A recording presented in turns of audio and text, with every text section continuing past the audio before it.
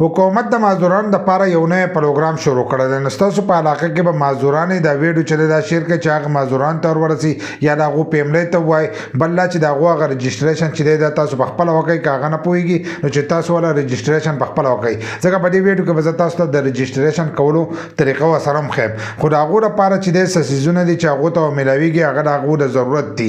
په دې کې هغه ګاډۍ ده چې کوم معذور یې نشي ګرځېدلی هغو له به ګاډۍ ورکوي، چا له به امسا ورکوي. دغه شانې ځینې کسان دي چې هغو له به د جامو ګنډلو مشینان چې دي دا به ورکوي. داسې قسما قسم څیزونه چې دي دا به دغې معذوره کسانو ته میلاویږي. خو د هغې لپاره به تاسو داسې چل کوئ چې تاسو ته د معذور سرټیفیکیټ چې دی دا میلاو شوی. لکه چې ستاسو په شناختي کارډ په پارمبي بدي کې ستاسو هغه کس چې دی دا معذور وي. که د 18 کال نه پورته وي نو په شناختي کارډ کې به هغه ته د معذوره نښه راغلي. دغه شانتې که ماشوم وي نو په پارمبي کې چې دی چې هغه معذور وي چې د هغه هلته کې په نادره کې ریکارډ ختلی چې ریکارډ نه یې ختلی نو هغه کس ته به نه میلاویږي. د هغې نه مخکې چې دی د هغه ریکارډ هغه سره چې دي دا به ورخېجوئ. د هغې نه وروسته چې دی هغه ته به دا هر څه میلاویږي. که دغه هر سره تاسو نه یې کړي نو اول دغه چل وکړئ چې خپلو ماشومانو له د معذور شناختي کارډ سرټیفیکیټ د هر سره چې دی دا جوړ کړئ. نو د هغې نه وروسته چې دی تاسو د هغې لپاره اپیل کولی شئ. نو دغه شانتې حکومت چې دی د دې لپاره اعلان کړی دی او د هغې د رجسټریشن کولو چې دی طریقه یې هم ښولې ده چې په دغه طریقه باندې چې دی تاسو د هغو رجسټریشن کولی شئ.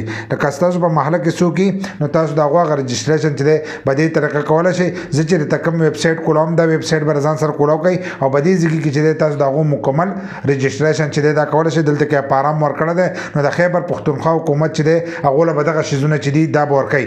دا لینک چې دی د دې لینک به زموږ په یوټیوب چینل کم کسان چې زموږ په یوټیوب چینل کې د هغو ته پته وي هلته به د هغې د دې ویډیو په ډسکرپشن کې د دې دا لینک پروت وي. ځکه دغه شانتې ویلی کېږي نو په هغه لینک چې څنګه کلیک کوئ نو تاسو ته به دا مخ چې دی دا به کولاو شي. نو په دې مخ کې چې دی آسان دا دغه ورکړي خانې ورکړي دا تاسو ښه په اسانۍ سره چې دی ډکولی شئ. لکه خپله ضلع پکې ورکول دي، تحصیل پکې ورکول دي، دغه شانتې ډومیسایل چې دی د هغې دغه پکې ورکول دي، قومي شناختي کارډ چې دی ورپسې ستاسو سره چې کوم شناختي کارډ وي د هغې هغه دغه قسم پکې ورکول غواړي چې کوم شناختي کارډ دی ستاسو سره دغه شانتې د خپل شناختي کارډ او یا د پارمبي دغه نمبر چې دی هغه پکې ورکول غواړي.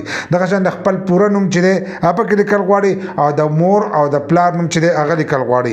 دغه شان د بیا خپل جنس که دغه زنانۍ جو دغه فیمیل دی او که سړی جو میل هغه به دلته کې وکړئ. دغه شانتې بیا پکې د خپل واده که واده کړی دغه معذوره نو د خپل واده هغه دغه هغه پکې هم غورځولی شي. دغه شان د تاریخ پیدایش چې دی هغه پکې غورځولی شي او بیا چې دی د عمر حساب ستاسو چې کوم عمر وي هغه عمر پکې غورځولی شي. هر یو کس کومو کسانو چې تعلیمونه کړي هغه ټول په دې باندې پوهېږي. دغه شان د خپله پته پکې غورځولی شي. موبایل نمبر چې دی هغه پکې وغورځوئ.